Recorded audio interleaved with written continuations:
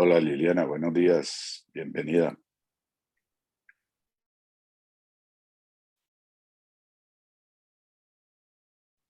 Tenía apagado el micrófono.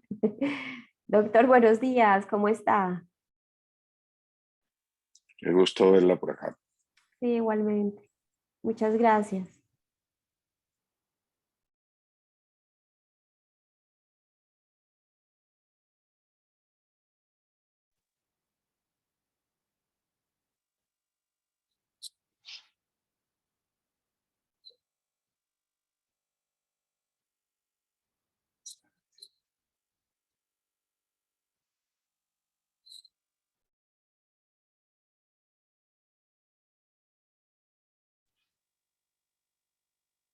Bueno, buenos días para todos.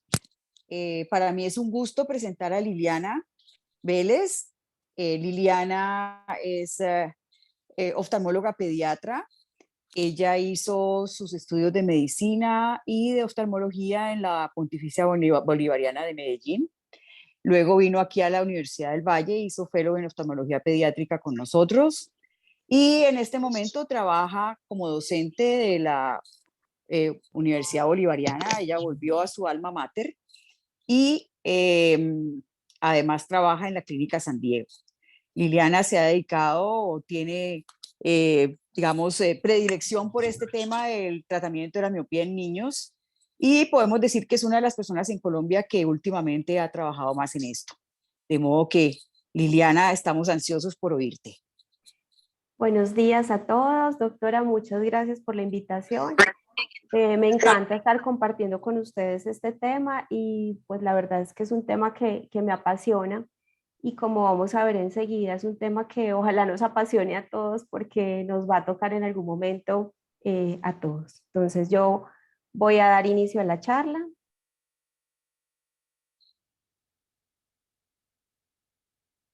Un segundo. Voy a dar inicio a mi charla que es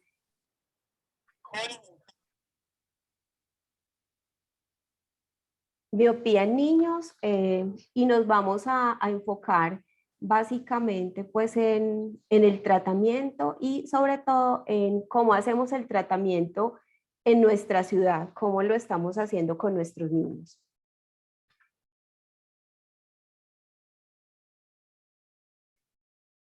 Es importante hablar de miopía porque los defectos refractivos no corregidos pues son la principal causa de discapacidad visual y de ceguera en el mundo. Y la incidencia de miopía está aumentando de una forma alarmante. O sea, puede llegar a ser tan alta esta incidencia como un 20 a un 30% de los niños en edad escolar. Esto hace que también haya un aumento creciente de las personas que presentan una miopía severa, o sea, una miopía por encima de -6 dioptrías. Y la aparición de miopía, lo que vemos es que cada día ocurre a edades más tempranas y eso hace que los pacientes pues tengan grados, cuando lleguen a la adolescencia, alcancen grados más altos de miopía. Y ese aumento en la longitud axial, por tener grados más altos de miopía, pues va a producir a su vez un adelgazamiento del epitelio pigmentario, de la coroides, de la esclerótica, y puede resultar en un riesgo significativo de complicaciones que amenazan la visión, como desprendimiento de retina, maculopatía miópica, glaucoma y catarata. Por esto es importante que hablemos de este tema. Se tenía proyectado, como todo lo hemos leído en algún momento, se tenía proyectado que para el 2050 iba a haber una prevalencia de miopía en la población menor de 16 años del 50%, una prevalencia pues altísima, la mitad de la población en esta edad iba a tener miopía y de ese 50%, el 10% iba a corresponder a miopía severa, pues con las secuelas y las consecuencias que esto trae. Pero debido al confinamiento y debido al coronavirus, a esta pandemia, pues al parecer los estudios demuestran que ha habido un aceleramiento pues en este estimado que se tenía. Porque el aumento en los trabajos de cerca y el aumento en los dispositivos electrónicos han llevado a que esta prevalencia aumente, a que se alcancen grados más altos de miopía y que la estabilización de la misma se haga de una forma tardía. Durante el periodo de confinamiento se realizaron los estudios DESC, que son unos estudios que se realizaron en India muy importantes, mostrando los efectos nocivos del uso de aparatos electrónicos en niños. Y estos estudios demostraron que hubo un aumento muy importante en el uso de estos dispositivos, pasando de 1.9 horas al día, que era pues el promedio en los niños menores de 16 antes de la pandemia, a 3.9 horas al día durante el coronavirus, sobre todo durante el confinamiento. Hay estudios que demuestran que este promedio es hasta de 5 horas al día. Y los estudios DESC han demostrado que este aumento en el uso de dispositivos electrónicos lleva a que los niños tengan síndrome de fatiga visual digital, que se caracteriza por ojo seco, ardor ocular y cefalea. También ha tenido un compromiso de las alteraciones de las vergencias y la acomodación, y un aumento en la incidencia de endotropia aguda comitante adquirida, que ahora este tipo de endotropia aguda, hay un tipo nuevo que se llama asociado al uso de dispositivos electrónicos y que tiene unas características específicas, presentándose en pacientes que usan dispositivos electrónicos por más de 4 horas al día, que ahora pues es la mayoría de nuestros pacientes. Y también se ha demostrado que este uso de dispositivos electrónicos produce un aumento en la progresión de la miopía. La evidencia demuestra que las actividades de cerca en forma sostenida con dispositivos electrónicos y menos actividades al aire libre pues son factores muy importantes en la progresión de miopía. Definitivamente los estudios que se realizaron muestran que la pandemia aceleró la progresión de la miopía en niños y adolescentes. Aquí podemos ver en estos diferentes grupos de edad en niños que en general hubo un aumento de la incidencia de miopía en un 10.4% en el 2020 comparado con el 2019, con el año anterior.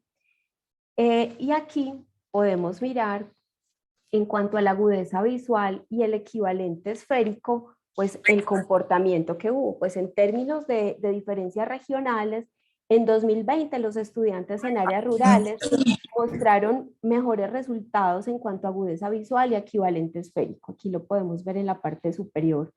Y eso es consistente con estudios previos que muestran que los estudiantes de áreas urbanas y también los estudiantes que tienen más presión académica pues realizan menos actividades al aire libre y gastan más tiempo viendo televisión.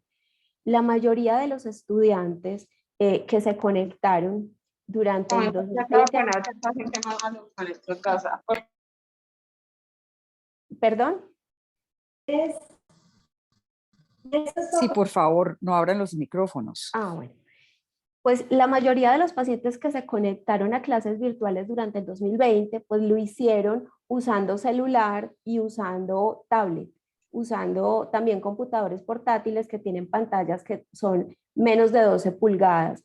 Y se encontró que los estudiantes que se conectaron mediante tablet y portátil, pues tuvieron una peor agudeza visual y un peor equivalente esférico que los estudiantes que se conectaron mediante proyectores o mediante televisores. O sea que las pantallas lejanas y de mayor tamaño, pues no son protectoras, pero tienen menos efectos nocivos que las pantallas que se usan más cerca y que son dispositivos más pequeños.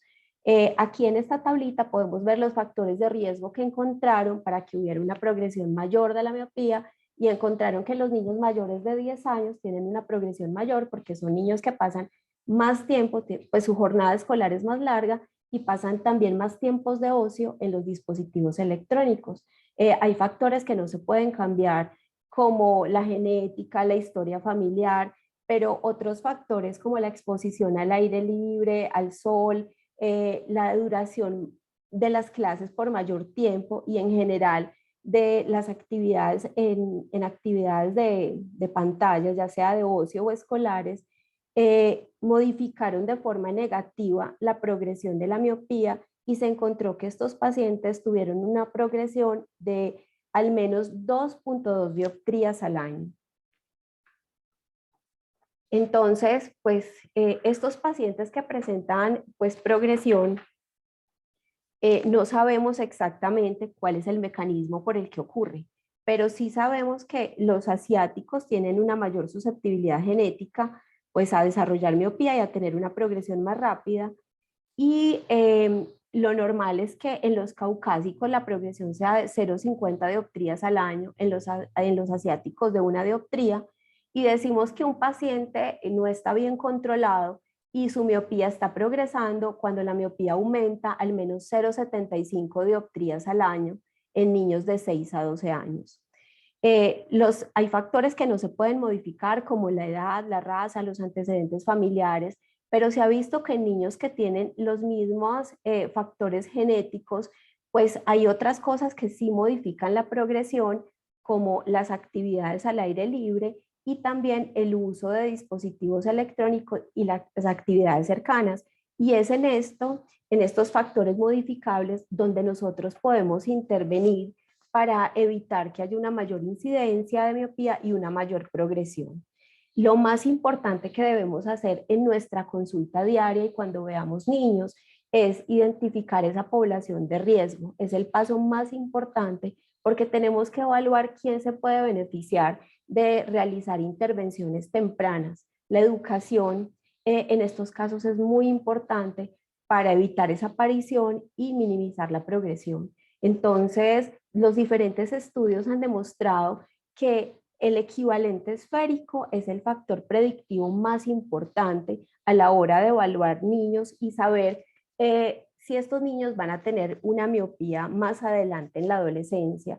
Y lo que se ha encontrado es que tener un equivalente esférico de más 0,75 dioptrías en niños de 8 años, aproximadamente de 8 años hasta los 6, es un factor predictivo muy importante y esto se considera como una premiopía porque a esta edad la hipermetropía debería ser un poco mayor. En niños que además tienen una hipermetropía bajita a esa edad, que tienen 0,75 menos, y además tienen alguno de sus padres con un antecedente de miopía, pues hay que prestarle mucha atención, educar a esos padres en cuanto a las actividades al aire libre y también al uso de los dispositivos electrónicos. Eso lo deberíamos hacer en todos nuestros pacientes, pero hacer mayor énfasis en estos niños que ya tienen un riesgo detectado. Las actividades al aire libre, pues es el único factor protector para el inicio de la miopía. Se ha demostrado que un mayor tiempo al aire libre reduce significativamente la aparición de la miopía en niños, aunque se sabe pues que no tiene ningún efecto cuando ya se ha establecido la miopía, no hay evidencia de que tenga algún efecto sobre la progresión, pero sí nos puede ayudar a que la miopía no aparezca. Se requiere pasar al aire libre aproximadamente 76 minutos al día para obtener una reducción del 50% de la incidencia de miopía. Entonces, esa exposición a la luz y esas actividades en espacios abiertos disminuyen el desenfoque hipermetrópico que se produce en los niños que hacen actividades encerrados en su casa todo el tiempo y actividades cercanas. Y la exposición a la luz también va a inducir miosis, lo cual lleva a una mayor profundidad en el campo, a liberación de dopamina en la retina, y todo se va a traducir en una disminución de la longitud axial en estos pacientes. Es muy importante pues decirle a los pacientes que los niños deben pasar al menos 1 hora y media haciendo actividades al aire libre. Esto no implica hacer deporte como se pensaba antes, pues que estaba relacionado era con la actividad física. No pueden estar sentados en el parque porque pues van a estar mirando en diferentes distancias y van a estar expuestos a la luz. Hay que combinarlo con medidas de protección de la piel, ¿cierto? Y una cosa importante que me ha pasado es decirle a los pacientes que es estar al aire libre, expuestos a la luz, pero no tienen que quedarse mirando el sol, que a veces lo toman como que tienen que quedarse mirando el sol, y eso, pues realmente hacer énfasis en eso que parece como obvio, pero pues a veces no es tan obvio. Entonces, lo otro muy importante es decirle a los pacientes pues que deben salir, ojalá sea en horas en que el sol es menos dañino, pues antes de las 10 de la mañana, después de las 4 de la tarde, y hacer, pues pueden ir protegidos con una gorrita o también su piel debe estar protegida con un bloqueador solar. En cuanto al trabajo cercano, como lo vimos ahorita, es importante recomendar que los niños que realizan actividades en pantallas lo hagan ojalá a través de un televisor o un proyector.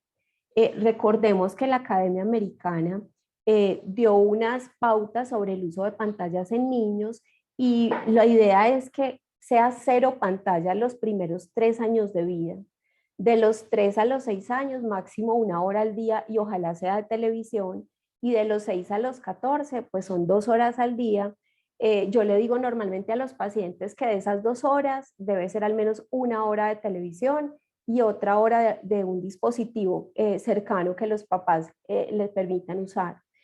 Lo que está demostrado, se estudió en el estudio de Sydney de miopía, es que hay una probabilidad 2.5 veces mayor de desarrollar miopía cuando se realizan actividades de cerca por más de 30 minutos y a menos de 30 centímetros. Y uno lo que ve es que los pacientes desde muy pequeñitos ya tienen celular, ya tienen tablet en el coche y la usan pegado a los ojos, como a 20 centímetros. Entonces, pues yo creo que esta parte de educar a los pacientes, a los padres, de cómo deben usar los niños los dispositivos electrónicos y de las actividades al aire libre es fundamental para disminuir esta incidencia que estamos viendo cada vez mayor.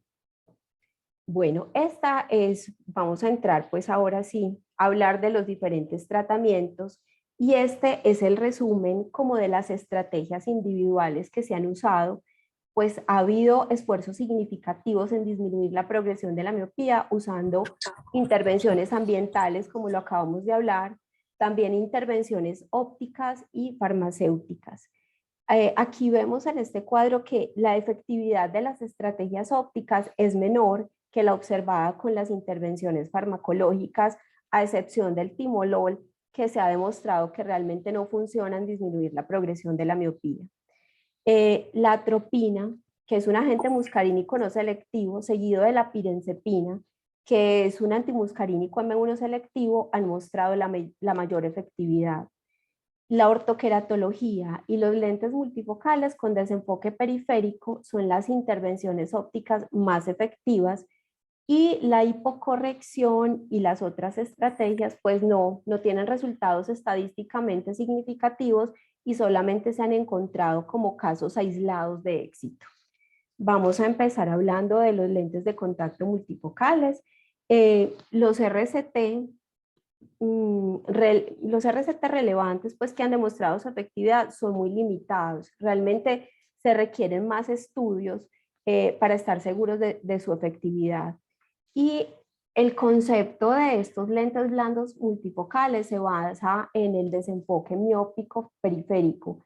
Y es que cuando se hace una corrección óptima de la miopía, pues los individuos que son miopes van a tener una excelente visión en la parte central del ojo, pero pues por tener el ojo esta forma de esfera, en la periferia, esa misma fórmula pues va a producir un desenfoque hipermetrópico y las imágenes se van a producir después de la retina.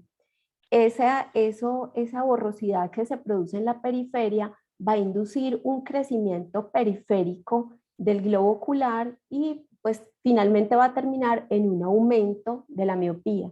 Entonces lo que buscan los lentes con multifocales es disminuir ese desenfoque periférico y que se produzca una visión igual en toda la extensión de la retina y así no se produzca ese aumento en el crecimiento periférico. Los lentes que usamos aquí en nuestra ciudad son los lentes multifocales como de presbicia que se han usado siempre, pues ahora han lanzado lentes de control de miopía a un precio más elevado, lentes con diferente nombre, pero básicamente el concepto es el mismo. Nosotros usamos los lentes multifocales que se usan para presbicia, con la corrección total de la miopía y una adición de +2. Le ponemos adición de +2 para cerca y son los lentes que adaptamos en nuestros pacientes y realmente nos ha ido muy bien porque en pacientes que tienen una miopía alta, que son deportistas, realmente la adaptación ha sido muy buena.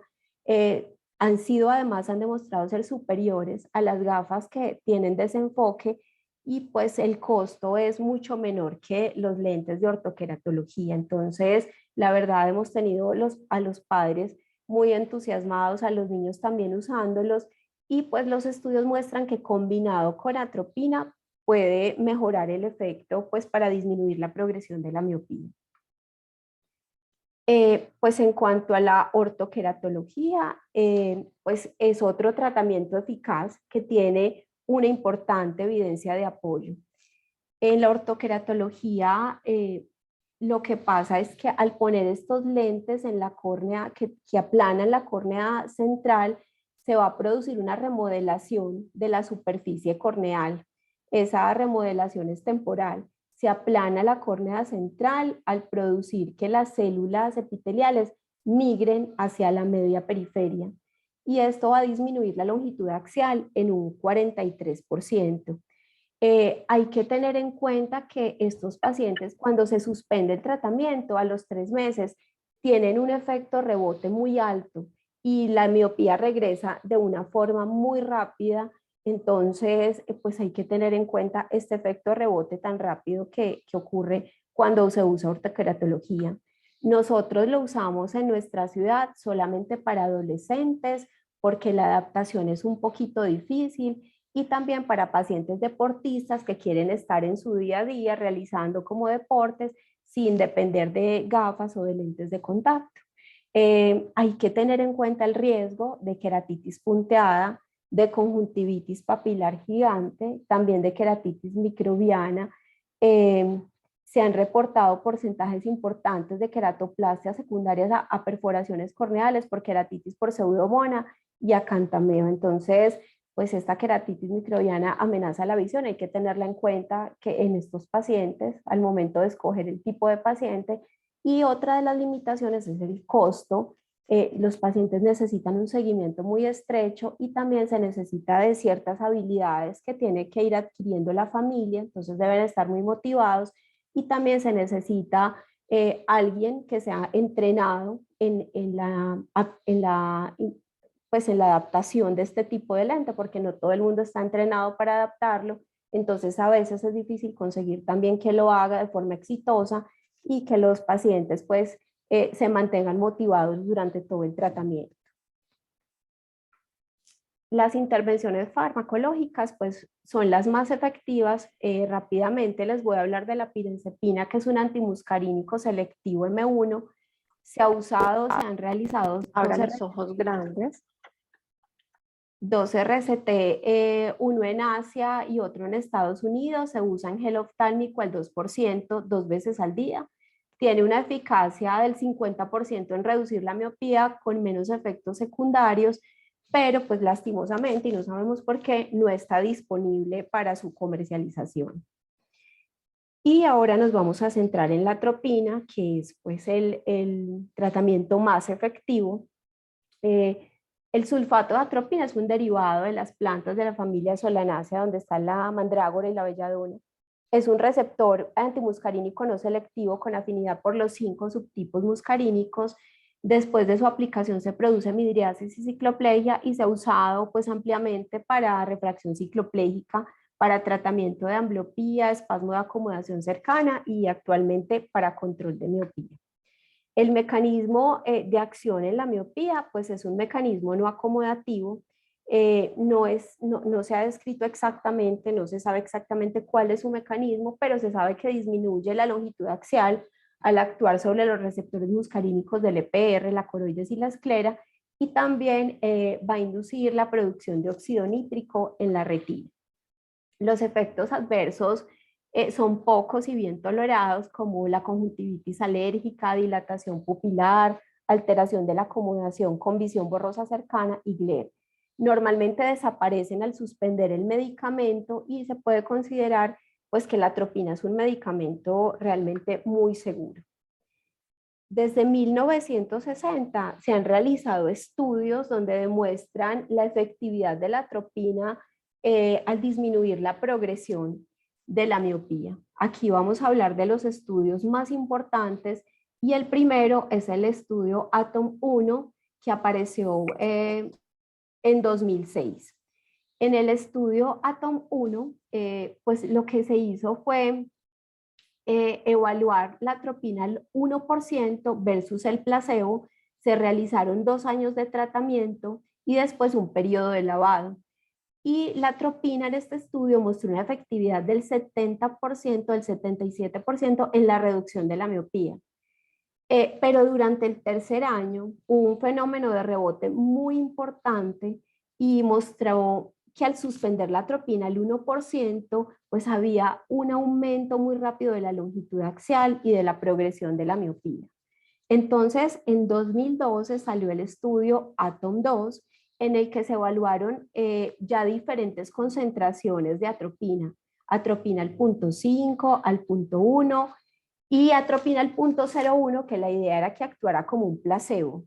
Se aplicó en la noche el medicamento por 2 años y después hubo un periodo de lavado. En los pacientes, en los diferentes grupos, se demostró que la atropina funcionaba, aún la atropina al 0.01% funcionaba y de hecho, pues aquí les voy a mostrar como un resumencito del ATOM 1 y 2, donde se mostró que hubo una reducción en la progresión de miopía pues en niños asiáticos con una disminución de la longitud axial y se encontró que la atropina al 0.01% debía considerarse como la primera línea de tratamiento por tener menos efectos secundarios y menos efectos de rebote durante el periodo de lavado. La recomendación que hicieron fue realizar una aplicación durante 2 años de forma continua y luego cuando se alcanzara una progresión de 0.25 dioptrías al año, suspenderla y evaluar a los pacientes cada 6 meses con cicloplegia y biometría, y si en algún momento había un aumento de 0.50 dioptrías al año, pues reiniciar la atropina al 0.01%. Aquí en este gráfico podemos ver como el resumen de los estudios ATOM 1 y 2. En esta primera parte se evalúa el placebo versus la atropina al 1% y vemos que al interrumpirlo pues hay un efecto de rebote muy importante de la atropina al 1% que alcanza casi el placebo en cuanto a equivalente esférico y longitud axial. En el segundo estudio vemos aquí las diferentes concentraciones y al momento de suspender la atropina al 0.01 demostró que a largo plazo pues no tenía un efecto de rebote tan marcado como las otras concentraciones y se mantenía esa disminución de la progresión durante el tiempo. Después se encontró que la atropina al 0.01%, entonces era la que tenía el mejor índice terapéutico, pues era más efectiva que las dosis altas en disminuir la progresión de la miopía en forma sostenida y respondía mejor que las otras concentraciones al reiniciar la aplicación, con muy pocos efectos secundarios. Después vinieron los estudios LAMP 1, 2 y el 3 que salió el mes pasado. En los estudios LAMP se evaluaron diferentes dosis, pero ya dosis bajas de atropina. Entonces se hicieron 3 grupos de atropina al 0.05, al 0.025 y al 0.01. Lo compararon el primer año con el placebo y se demostró que las 3 dosis eran muy eficaces en disminuir la progresión. Durante el segundo año, por motivos de ética, los pacientes de placebo pasaron al grupo de atropina al 0.05 porque pues, fue el que demostró un mayor éxito. Y en el tercer año, que fue el estudio que salió hace unas semanitas, pues en el tercer año lo que hicieron fue aleatorizar los pacientes de cada grupo en 2 grupos, subdividir cada concentración en 2 grupos. Un grupo que iba a continuar con el tratamiento durante el tercer año y otro grupo en el cual se iba a suspender para mirar qué pasaba en ese periodo de lavado. Lo que se encontró en los 3 estudios LAMP que llevamos hasta ahora es que las concentraciones al punto 0,5, al punto 0,25 y al punto 0,1 fueron muy bien toleradas y las 3 redujeron la progresión de la miopía. Encontraron que cuando se aplicaba el punto 0,1, la longitud axial pues no se modificaba tanto como lo demostraban los estudios ATOM, y en ellos pues se modificó igual que el placebo, o sea, muy poco o nada. Y la eficacia se demostró lo mismo que dice el estudio ATOM 2, y es que la eficacia de atropina al punto 0,1 aumenta en el segundo año de tratamiento, y es como si se necesitara un año más de aplicación para que alcanzara el mayor efecto. Esto no ocurrió con las otras concentraciones. Entonces, las otras concentraciones concluyeron que alcanzan su mayor efecto de forma mucho más rápida que la atropina al punto 0,1. La atropina al punto 0,5% mostró un mejor control del equivalente esférico y de la longitud axial. Y también se demostró que el tratamiento continuo durante 3 años tiene mayor eficacia que la suspensión en el segundo año para todas las concentraciones, como se hacía antes después de los estudios ATOM, que se aplicaba el medicamento por 2 años y luego se suspendía. Este mostró que durante 3 años es mejor que hacerlo durante 2 años y luego suspender. Falta la fase 4 y 5 de este mismo estudio. Ellos también encontraron que hubo un mayor efecto rebote, pues a mayor concentración y a menor edad al cesar el tratamiento. Entonces sugieren empezar con una mayor concentración, sobre todo en niños menores de 8 años, y disminuir la concentración a mayor edad, casi que en la adolescencia, porque en la adolescencia fue igual el efecto de rebote al suspender las 3 concentraciones que se estudiaron. Este es un esquemita de más o menos lo que hacemos acá, y es lo que está pues indicado, y es al encontrar un niño que ya tiene una miopía, ya tiene un diagnóstico de miopía, pues hacer la corrección óptica es lo primero. Lo segundo es que hay que educar a los padres sobre el uso de actividades de cerca, de actividades al aire libre, y se debe iniciar atropina al punto 0,1%. Era lo que hacíamos inicialmente nosotros, pero después de los estudios LAMP, nosotros iniciamos con atropina al punto 0,2, no al punto 0,1 como se hacía inicialmente con los estudios ATOM, sino al punto 0,2, y vamos evaluando a los pacientes cada 6 meses. Si los pacientes son estables, o sea que tienen una progresión de menos de 0,5 de miopía al año, pues se considera estabilidad y se sigue con el mismo tratamiento. Pero si los pacientes progresan 0,5 dioptrías al año, entonces lo que se puede hacer es cambiar la concentración de la atropina por de 0,02 pasar al 0,05. Y lo otro que nosotros hacemos es entonces pasar de gafas a lentes multifocales, a lentes de contacto multifocales, y ortoqueratología, como les mencioné, en adolescentes o en pacientes deportistas. Entonces, si hay una progresión de 0,5 dioptrías al año, aumentamos la dosis, o lo otro que hacemos es que lo combinamos con otra terapia, con alguna de las terapias ópticas. Ya con el LAMP ya no se aplica la atropina por 2 años, sino que debe ser mínimo por 3 años, pero realmente la indicación y lo que hacemos nosotros en nuestra ciudad es que continuamos aplicándola hasta la adolescencia, porque allí el efecto de rebote es menor con todas las concentraciones. La atropina al 1%, pues esta atropina se usa en pacientes que no tienen acceso a las dosis bajas de atropina, y se debe usar pues por los efectos secundarios que tiene solamente entre 1 a 3 veces por semana. Como los efectos secundarios son significativos a pesar de no usarla todos los días, pues se debe recomendar en estos pacientes gafas fotocromáticas, lentes progresivos o usar gorrita porque van a quedar con la pupila muy dilatada y mucha molestia con la luz. Entonces, hay que tenerla en cuenta en los pacientes que no pueden acceder a las dosis bajas. De hecho, en Europa lo usan atropinal 1% entre 1 y 3 veces por semana, teniendo en cuenta los efectos secundarios y también cómo proteger a estos pacientes.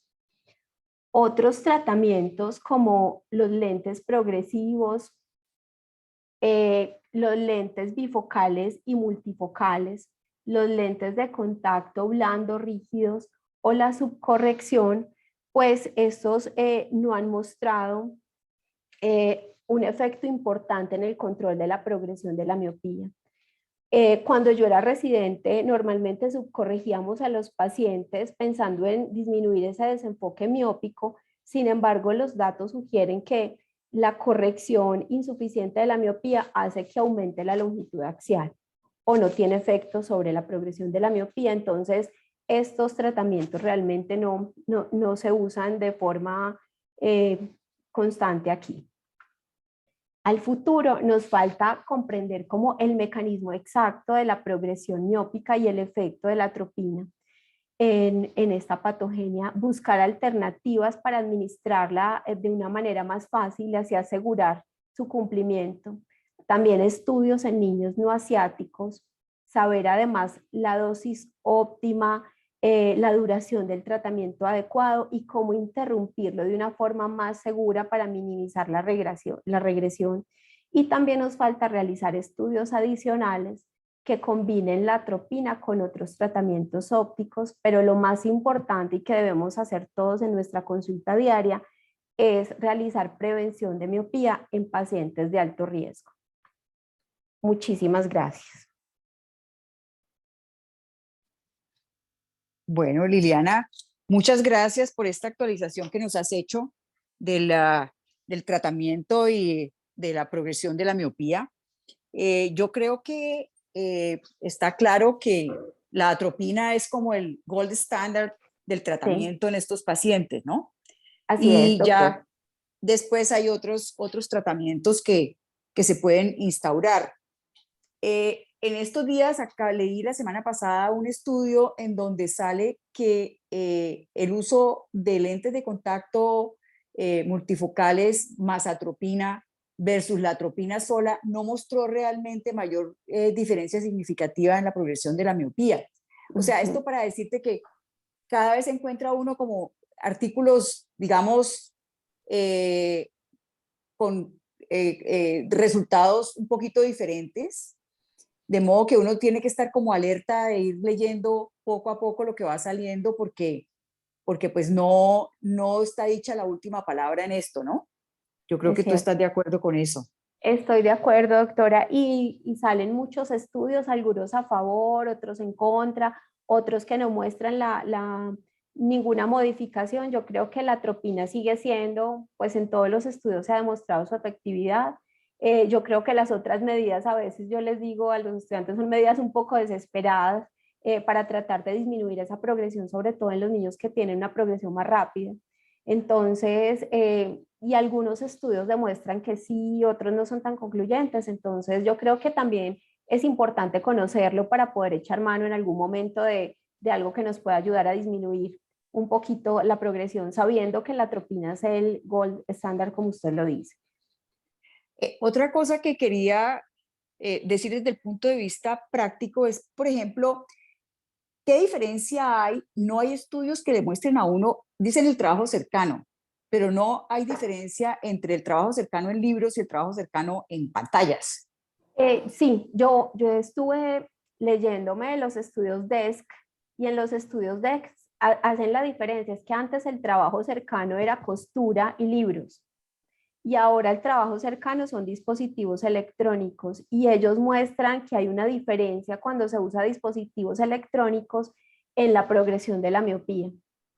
En el estudio DESC 4 lo describen por primera vez, porque antes yo decía, antes cuando los papás me preguntaban, yo me quedaba así como que, Ay, no, pero sí es muy, entonces sí pueden libros, y yo decía, "Ay, Dios mío, también es un poquito complicado porque también es actividad de cerca, Claro, pero por primera vez ellos demostraron que hubo una diferencia en cuanto a la progresión de la miopía en niños que usaron libros, pues actividades cercanas normales como es lectura y uso de dispositivos electrónicos. Al parecer tiene algo que ver con la luz, el brillo de las pantallas y quedarse tanto tiempo en una sola posición, pues que produce como un aumento en la progresión. Pues no, son como teorías, ellos no saben exactamente por qué se produce, pero sí una diferencia significativa. ajá. Y otra cosa es cuando a uno le preguntan los papás el uso de pantallas y resulta que los colegios están usando muchos el iPad para todas sus actividades. Y lo otro que Entonces, pasa, doctora, es que ahora que volvieron presenciales, pues todos dijimos, todos los que vemos niños y que vimos cómo progresó la miopía durante sí, la pandemia, bastante. dijimos, ay, qué bueno que ahora van a llegar al colegio. Pues ellos ahora adoptaron poner pantallas, pues pasar del pizarrón verde a ese tablero blanco que causaba, pues todos esos brillos con las luces del salón, Sí, pues fue horrible, pero ahora es peor porque ahora es una pantalla de aproximadamente 40 pulgadas para todo un salón de clases. Y es un motivo de consulta súper frecuente que los niños dicen, no veo, pues es que yo no alcanzo a ver desde 6 metros un televisor de 40 pulgadas, porque la indicación para 40 pulgadas son 3 metros. Entonces, pues ahora están teniendo también dificultad, ojo seco, cansancio, cefalea, por seguir viendo pantallas, seguir con clases, pues viendo pantallas, pero con más dificultades ahora.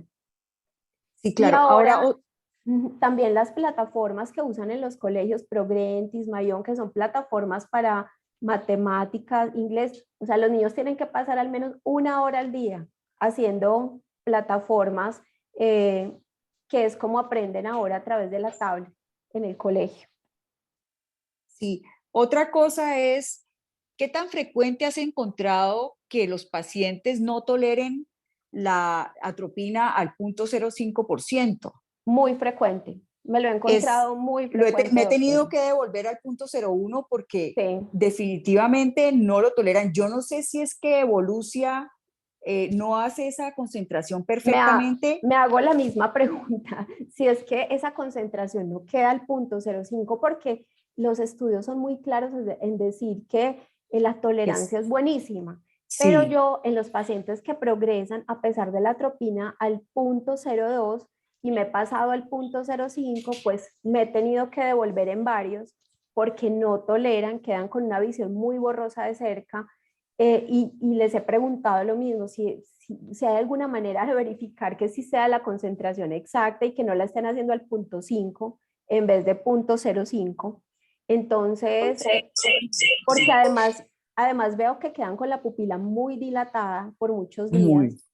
y he tenido pacientes que la toleran poniéndoles, pues poniéndoles a los lentes y también lentes fotocromáticos para evitar pues como ese deslumbramiento, que usen gorrita en los descansos en el colegio, en pacientes que definitivamente no me atrevo a devolverme porque tienen una miopía muy progresiva, pero me he tenido que devolver en varios casos, doctora, porque no lo toleran bien. Entonces, pero ya no empiezo después de los estudios LAMP, no empiezo al 0.01, sino que empiezo al 0.02, dejo al 0.01 para empezar en los adolescentes, porque en ellos pues la progresión es menor. Entonces ellos, la indicación del 0.01 es niños que tengan más de 8 años. En niños menores hay que empezar al 0.02 para evitar esa progresión. Ajá. Otra cosa es, ¿tú consideras poner en atropina a un niño que tiene, digamos, un papá miope, una mamá miope, y te pasa de una refracción cicloplégica de +1 a +0.50? No, y de hecho estuve Porque se revisando está que miopizando. sí, pero estuve revisando que varios estudios dicen que no se debe hacer profiláctico la atropina. Se deben tomar medidas como las actividades al aire libre y también disminuir el uso de pantallas y de actividades de cerca, aumentar las pantallas, perdón, aumentar las actividades en el sol y las actividades al aire libre, y eso, doctora, he visto que sí funciona. He visto que funciona muy bien en pacientes que se están miopizando o están premiopes, que ya 0,75 de hipermetropía en un niño de 3 años, 4 años, es una premiopía. Y en esos pacientes, pues yo creo que la educación de los padres, porque ahora pues los papás son muy ocupados y todos dicen, ay, pero entonces, ¿cómo hago? Pero pues también es que veo que no hay interés en los papás por disminuir el uso de las pantallas. No sé si usted lo haya notado en su consulta. Sí. Entonces, pues yo creo hay que contarles, hacerles énfasis, decirles lo que pasa cuando los niños llegan a una miopía de 6. Bueno, entonces finalmente hay muchos que son receptivos, otros no tanto, pero he visto que en los que son muy juiciosos con las actividades de al aire libre y disminuir las actividades de cerca, eso regresa. En una siguiente revisión ya no están 0,75, sino 1,25. Y he notado que funciona muy bien. Yo creo que hay que sentarse y hablar con los papás, vale la pena, para modificar esos hábitos que son niños que llegan en coche y ya tienen una tablet instalada y en el coche y no, y los niños no gatean, pero mueven la tablet. O sea, es impresionante. Y entonces los papás se sienten orgullosos y dicen, ay, es que es tan inteligente, mire, la tecnología, cómo la maneja. Y uno dice, pues es que eso está diseñado de tal manera que cualquiera lo pueda usar. O sea, que eso no mueve ni media neurona, ¿cierto? Pasar una Sí. tablet. Entonces hay que explicarles, porque ellos dicen, ay, no, es que mi hijo es, no, pues ingeniero de sistemas, mejor dicho. Entonces, explicarles que eso no requiere, pues, mover la corteza cerebral para nada. Y además todas las implicaciones que trae, pues, en todo, pero en los ojos, que es lo nuestro, contarles. Y yo creo que vale la pena educar a cada papá que llega al consultorio, porque eso hace una diferencia en la vida de los niños y en la calidad de vida y también en cuanto al desarrollo de su visión. Y he visto que esto sí funciona realmente, las Sí. actividades al aire libre. Liliana, hay una pregunta de la audiencia del doctor Diego Moreno, Diego Marín. Dice, ¿cómo la ortoqueratología disminuye 43% la longitud axial? Al aplanar la córnea en la parte central, eh, ese aplanamiento es a través de las células epiteliales que se desplazan hacia la periferia. Y entonces, como en el gráfico ahí, Diego, viste que se aplana muchísimo la córnea central y al otro día los pacientes pueden estar sin lentes de contacto, pero pues hay que tener en cuenta el efecto rebote, que cuando se retiran a los 3 meses, pues ya no existe ese aplanamiento y la miopía regresa de una forma mucho más rápida que con cualquier otro tratamiento. Bueno, Hay ¿alguna estudios, otra pregunta? hay estudios que demuestran inclusive que hasta un 50%, es impresionante, hasta un 50% de la longitud axial. ¿Hay Sí, alguna otra pregunta? sí, yo tengo una pregunta sobre el estudio comparativo entre libros y pantallas.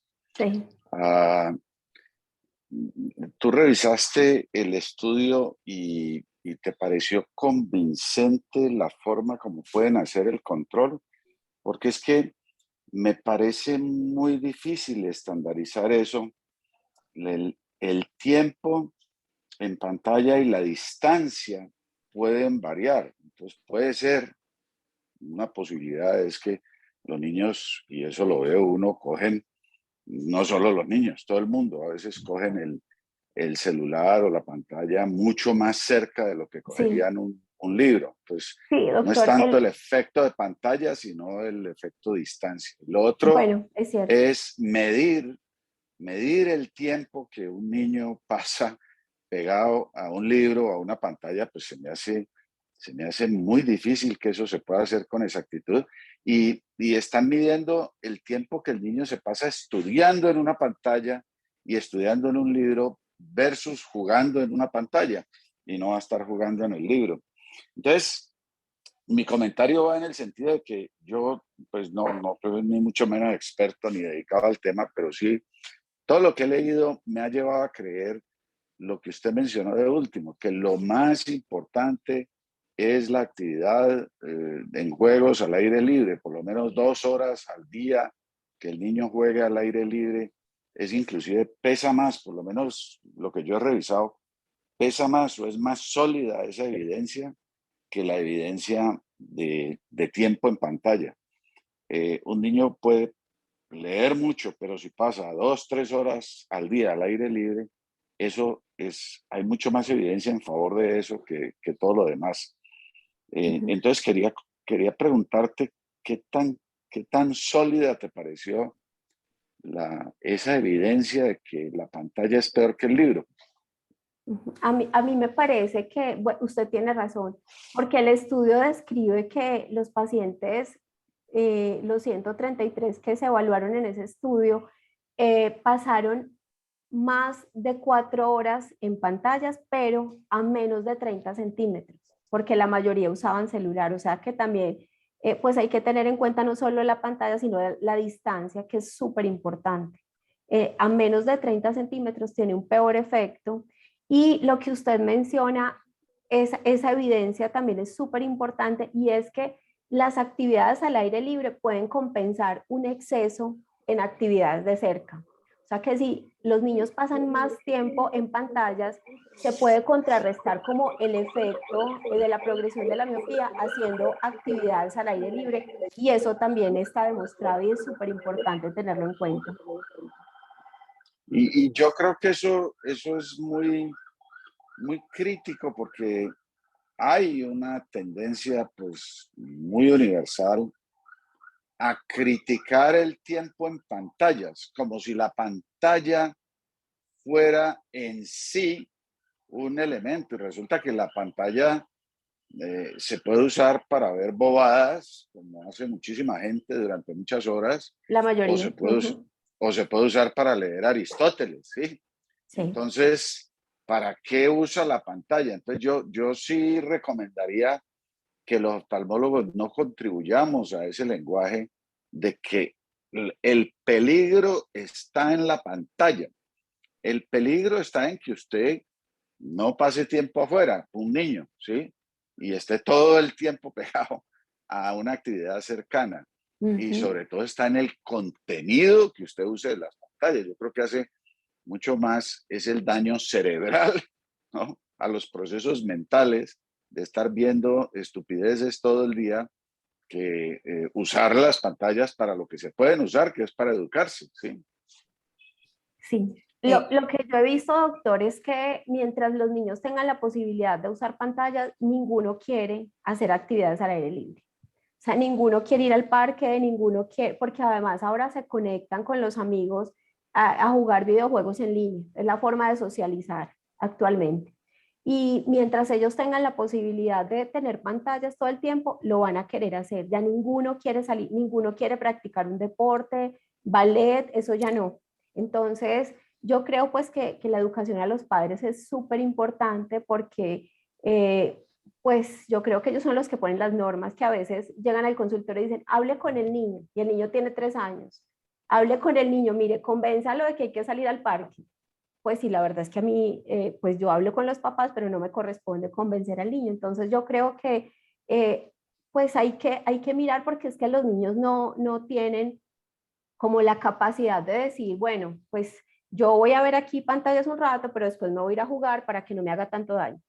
Pues ellos nunca lo van a hacer, siempre van a preferir estar en los videojuegos, que es lo que más ha aumentado en el uso de pantallas y dispositivos electrónicos, no aprender, sino los videojuegos, y no pueden, ellos no regulan eso. De hecho, pues hay ahora en el CIE-10, pues adicción a pantallas y a videojuegos dentro de los diagnósticos. Entonces, pues hay que hablar con los papás que sí pueden usar pantallas, pero de la forma adecuada, con contenido importante, y compensar con actividades, con muchas actividades al aire libre, que ahora ninguno, mientras tengan la posibilidad de usar pantallas, ninguno quiere salir al aire libre, ni a jugar con los amigos, ni al parque, ni un balón, no les interesa. Es lo que yo veo en la consulta cada día. Liliana, hay una pregunta, alguien, creo que era Diego Moreno, que está levantando la mano. Dice Olga Rubio. Sí. Y la doctora bueno. Olga Rubio también, doctora. Quería Bueno. preguntar lo siguiente, ¿no sería recomendable volver al tablero y la tiza. Además sería algo novedoso para los niños, no sé. Cierto, yo creo que es importante, como también para los procesos de aprendizaje, que los profes vuelvan a explicar escribiendo cada paso, que ahora pues prenden la pantalla y aparecen todos los ejercicios de matemática, aparece todo porque ya los profes pues no escriben. Entonces yo creo que eso hace parte como del proceso de aprendizaje, uno ir paso a paso, ¿cierto? Volver al tablero y explicar paso a paso y escribir y transcribir, pues yo creo que eso es importante para el aprendizaje, pero cada vez es menos. Ahora los niños y mi hija, que tiene 8 años, ella estudia a través de unas plataformas que a mí la verdad me parece que son interesantes, que son formas de aprender interesantes, pero todo se hace a través de esas plataformas y ya no hay como en nuestra época la explicación de dónde sale la fórmula, no, ya los procesos de aprendizaje son diferentes, pero sería chévere y para ellos muy novedoso también. La doctora Olga Rubio levantó la mano.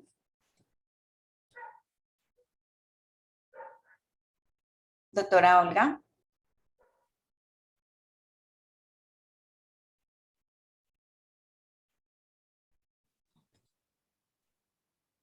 Doctora Olga, ¿nos escucha?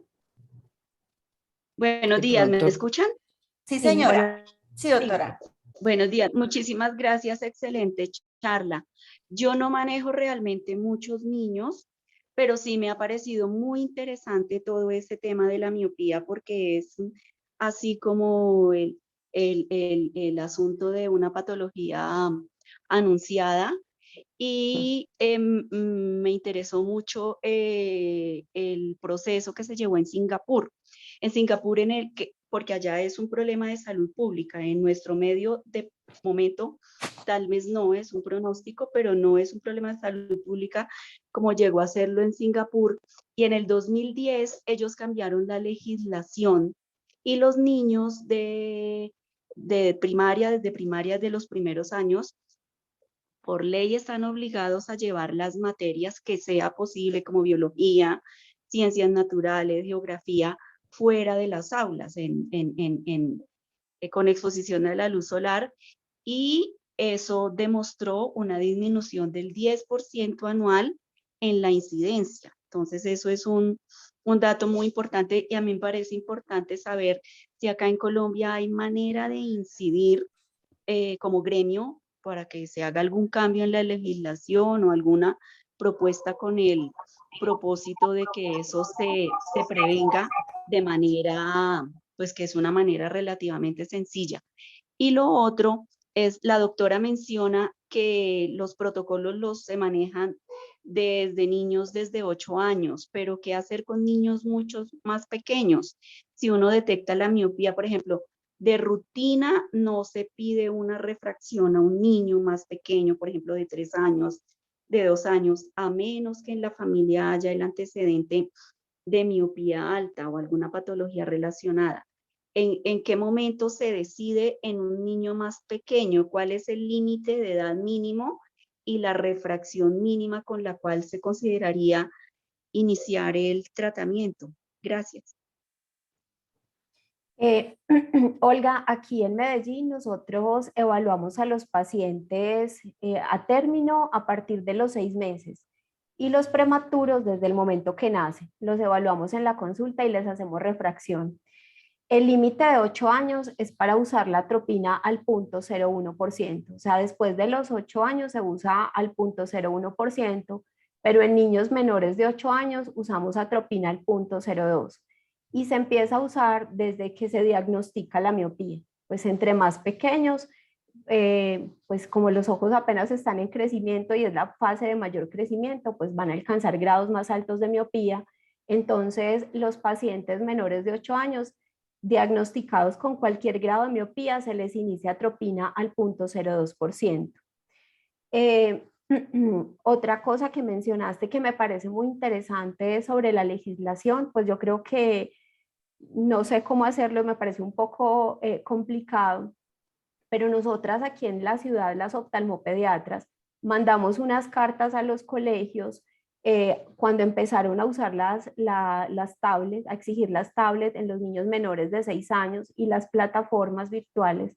Entonces mandamos una carta pues advirtiendo de cuánto tiempo debían pasar, cuál era la distancia adecuada y cómo disminuir ese riesgo de progresión haciendo más actividades al aire libre.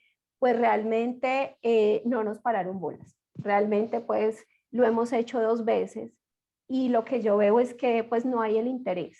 No hay interés para modificar esas formas como de aprender, pues que yo creo que, como decía el doctor Castro, ya llegaron para quedarse y cada vez van a estar en aumento, pero yo creo que hay que contrarrestar con cosas que funcionan y no nos han escuchado. Hemos ido a los colegios a dictar charlas y no hemos encontrado como ningún eco. Y sobre todo que para los papás, yo creo que ellos es un tema que no quieren escuchar. Es un tema difícil porque es un tema que ellos, pues hay muchos que son receptivos, pero la verdad es que la mayoría no. Entonces es un poco difícil pues pues no hablar, pero es un poco difícil crear esa conciencia porque para los padres es más fácil darles como un dispositivo electrónico que interactuar con sus hijos. Es lo que yo veo pues como en la consulta.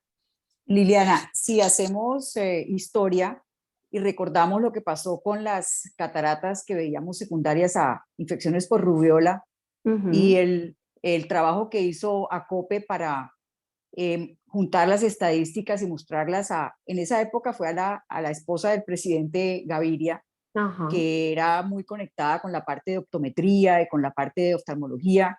Y en esa época eso sirvió para que pusieran la vacunación obligatoria y gratuita de la triple viral en los niños. Sí. Si nosotros quisiéramos tener un efecto similar, tendríamos que tener un estudio colombiano a largo plazo y mostrando el aumento de la incidencia de miopía en los niños y mostrando la incidencia del uso de estas pantallas en la miopía. O sea, tendríamos que hacer un estudio bastante grande que tendría que tener bastante resonancia. En algún momento se ha hablado 1000 veces en ACOPE de esto, pero pues no arranca para nada el estudio. Entonces yo creo que esa sería la única forma en la que podríamos influir a nivel nacional para la legislación, pero de otra manera no. Sí, es cierto. Lo que podemos hacer es educar, claro que pues con un eco, no hemos tenido tanto eco, pero pues no tenemos tampoco como los contactos para hacerlo como de una forma definitiva. Entonces, para hacer el lobbying. Exacto, pero ustedes lo que es súper importante. El camino de la educación, yo no creo que haya sido tan fracasado. Yo creo que hay bastante conciencia sobre el beneficio de limitar el tiempo en pantalla y de hecho, pues ustedes lo saben, todos los sistemas operativos ya te dan un informe de cuánto estuviste y en qué programas y toda la cosa. Entonces yo creo que ese es el camino. Yo no apoyaría el camino de la legislación, pues un estado bastante autoritario como el de Singapur, sí, pues ese es como el camino lógico, pero volver ley, ¿cuánto tiempo tiene que pasar usted afuera y cómo le deben dar las clases de esto y de lo otro? A mí sí me parece que no es un camino que deberíamos perseguir. El camino es educar y sobre todo lo que mencionaste, es que ¿por qué los niños están pegados a una pantalla? Pues porque los papás no les quieren gastar tiempo y esfuerzo a salir afuera y hacerles juego, porque en el caso mío la experiencia es muy distinta, ¿sí? Yo he visto que los niños pasan muchísimo tiempo afuera, pues porque uno les crea el ambiente para que jueguen y para que estén afuera, y todo lo contrario, más bien cuesta trabajo que se sienten. Les parece aburridor sentarse en una pantalla y en un computador. Tienen mucho más, a mí me parece que están mucho más predispuestos los niños a jugar afuera y a disfrutar al aire libre que estar pegados a un computador. Eso es más una imposición de comodidad de los papás y eso es lo que hay que hacer ver. ¿Sí? Exacto. Bueno, Liliana, muchas gracias. Bueno, ha sido muy gracias a todos. interesante y muy interesante la discusión. Esperamos volverte a tener por acá con nuevas noticias en oftalmología pediátrica. Muchas gracias. Muchas gracias por la invitación, me encantó compartir con ustedes. Un abrazo para todos, feliz Hasta día. luego, pues. Hasta luego. Muchas gracias. Con Hasta luego, gusto. doctora, gracias. Hasta luego.